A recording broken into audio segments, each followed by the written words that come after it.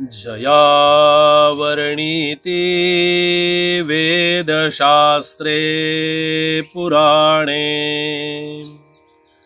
जयाचे नियोगे समाधान बाणे तया लागी हे सर्व चांचल्य दीजे मना सज्जना राघवी वस्ती कीजे। श्री समर्थांच्या समर्थ विचारांचं चिंतन आणि ते अनंत अशा राघवाचा पंथ क्रमण्यासाठी किंवा तो साधण्यासाठी, तो प्राप्त करण्यासाठी जो मार्ग दिलेला आहे, जो पंथ सांगितला आहे, त्या मनोबोधाच्या पंथावरून आपल्याला जायचंय। तो मनोबोध आपल्याला काय सांगतो? परमात्म्याचं वर्णन चाललंय।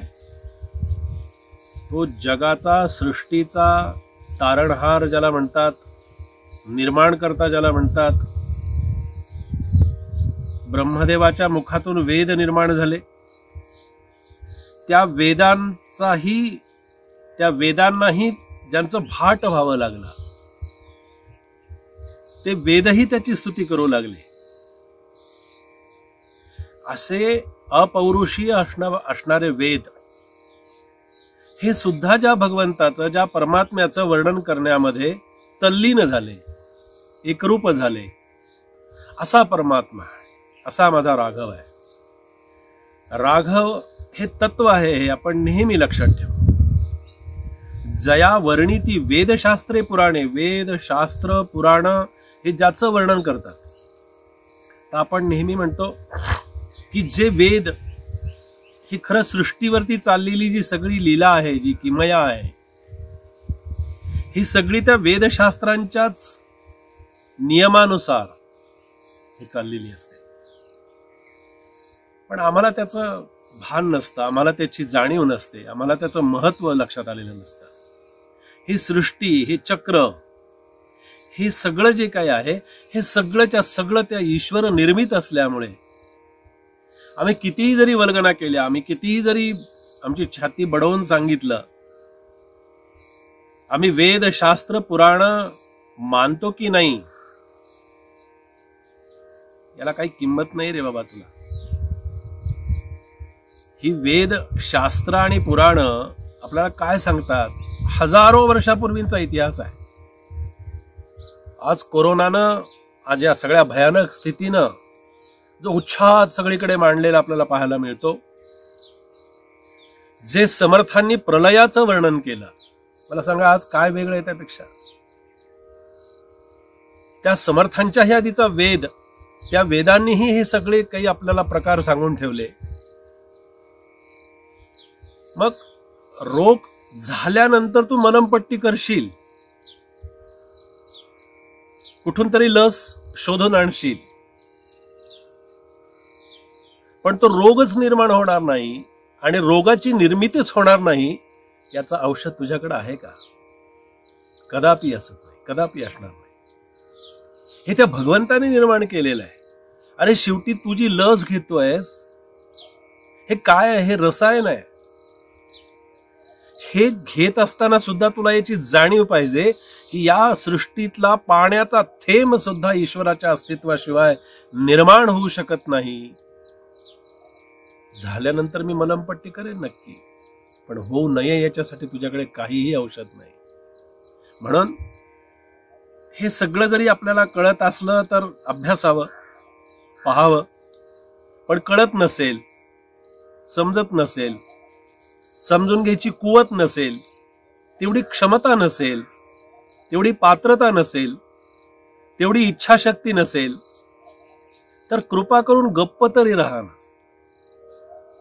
ईश्वर आहे की नाही या गप्पा मारण्यामध्ये काही अर्थ नाहीये, त्यापेक्षा गप्प राहण्यात आनंद आहे।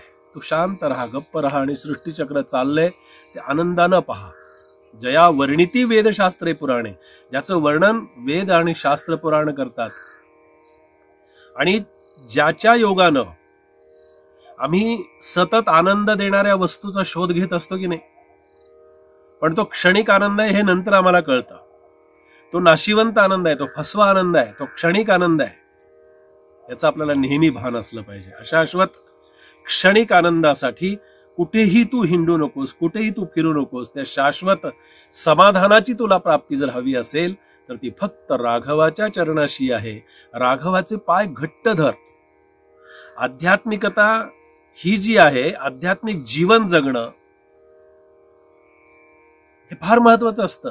आध्यात्मिकता जागवणं एक वेळ शक्य होईल, पण आध्यात्मिकता जगणं फार महत्वाचं असतं बाबा. म्हणून तू त्या आनंदाच्या, क्षणिक आनंदाच्या मागे न लागता राघवाचे चरण घट्ट धरून तू त्याच्या शाश्वत समाधानाची त्याच्याकडे इच्छा व्यक्त कर, तो तुला निश्चितपणे समाधान देईल.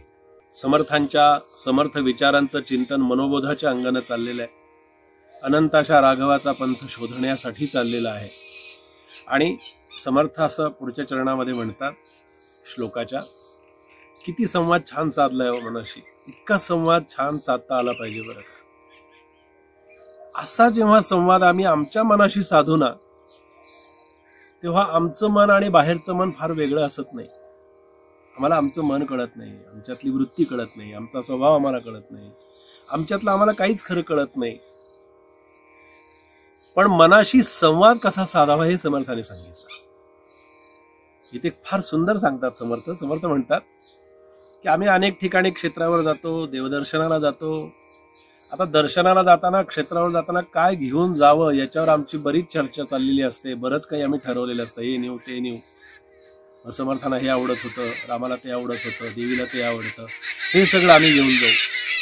हे सगळं आम्ही जाताना घेऊन जातो बरोबर, पण त्याच्या मोबदल्यामध्ये किती काय काय भयानक मागून घेतो. कारण नेत असतानाच आमची अशी संकल्पना असते की हा, हे देवाला अर्पण करू म्हणजे मग देव आपली इच्छा पूर्ण करेल. किती स्वार्थी आहेस रे, एवढा स्वार्थ. समर्थ म्हणतात माझ्या राघवाला काहीच नको आहे, तो इतका आनंद समाधान देण्यासाठी सदैव तुझ्या पाठीशी नवे नवे तुझ्या समोरही उभा आहे. माझ्या रामाला फक्त तुला द्यायचं असेल तर एकच दे, तुझ्या मनाचं चांचल्य त्याला दे. तुझ्या मनाची चंचलता त्याला देऊन टाक. मनाची चंचलता त्याला दिली ना की देवाला काय द्यावं हे आपल्या मनामध्ये येणारच नाही. कारण त्याला आपली चंचलताच हे सगळं सांगत असते आपल्याला, तू हे कर, तू ते कर, तू असं कर. धडपड जी आहे, धडपडेपर्यंत, ही धडपड कशामुळे होते तर मनाच्या चांचल्यामुळे होते. म्हणून समर्थ असं म्हणतात, पूजेच्या वेळेला जशी सुगंधी फुलं आपण देवाच्या, भगवंताच्या, सद्गुरूंच्या, गुरूंच्या चरणावरती अर्पण करतो, त्याच श्रद्धेनं, त्याच भावानं, त्याच भक्तीनं, त्याच प्रेमानं तू या फुलांसारखी तुझी चंचल वृत्ती सद्गुरूंच्या चरणावरती अर्पण कर. ती त्यांना जास्ती आवडेल. म्हणून ही चंचलता जी आहे, ते चांचल्य जे आहे, हे चांचल्य दिलंस की जीवन खऱ्या अर्थानं सम आहे. आणि हे सम होईल तेव्हा खरा आनंद आहे. जीवन सम झालं की मग देव फार दूर असत नाही. पण जीवन सम होण्यासाठी कोणी बाहेरचं नाही येत आम्हाला व्यत्यय आणण्यासाठी. जीवन विषम होण्यासाठी आम्ही अनेक प्रकाराने ते विषम करण्याचा प्रयत्न करतो.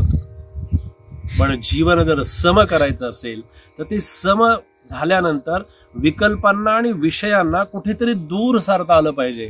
जेव्हा तो विषय आणि विकल्प दूर सारशील तेव्हा तुझी वृत्ती सम होईल. आणि वृत्ती सम झाली की मग राघव फार दूर नाही. समर्थ म्हणतात राम माझा फार दूर नाही. दुसऱ्याला समतेचा बोध करणं फार सोपं असतं, पण दुसऱ्याला समतेचा बोध करत असताना माझ्यामधली समता मला शोधता आली पाहिजे. माझ्यामधला सम जी आहे ती सम असली पाहिजे प्रत्येक ठिकाणी, विषम असून चालत नाही. अंकशास्त्रामध्ये सुद्धा सम अंकाला महत्व आहे की नाही? विषम अंकाला महत्व नाही आपण देत. मग ही जी विषमता आहे, ही विषमता जीवनातली शोधून आपल्याला ती विषमता दूर करण्याचा आपल्याला प्रयत्न करायचा आहे.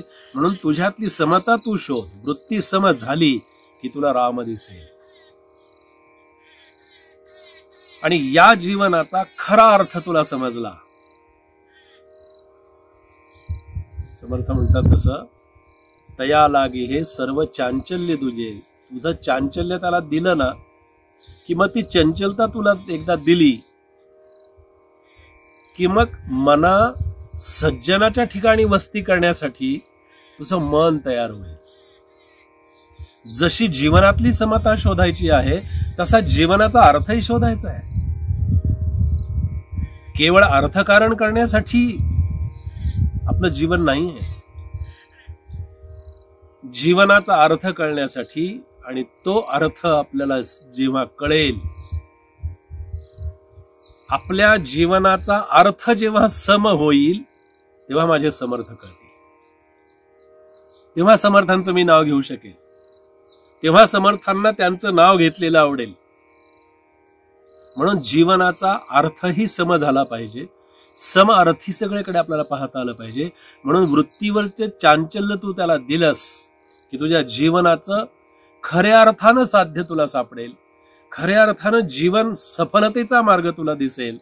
आणि हे जीवन साध्य होणं म्हणजे तरी काय नेमकं आहे याचा विचार कर. त्याच्यासाठी मनोबोध आहे बरं. विचार शक्तीचं अखंड जागरण करण्यासाठी मनाचे श्लोक आहेत. विचारांचा आणि विवेकाचा नंदादीप तेवत ठेवण्यासाठी समर्थांचे मनाचे श्लोक आहेत. आणि ही समता आणि सम अर्थ जीवनाचा जेव्हा होईल तेव्हा मना सज्जना राघवी वस्ती कीजे हे तुझं सहज साध्य तुझ्या पदरामध्ये पडेल. आणि ही जीवनाची सफलता यावी म्हणून समर्थांचा समर्थ बोध या श्लोकाच्या माध्यमातून आपण पाहिलं.